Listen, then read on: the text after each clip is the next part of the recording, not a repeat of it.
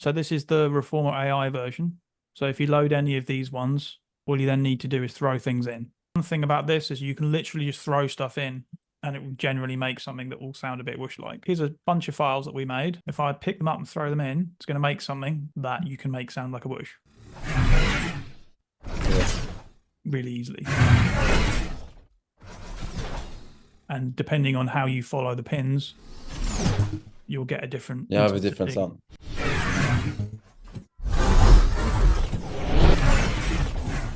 Without having to do much at all. Let's just throw a bunch of other stuff in.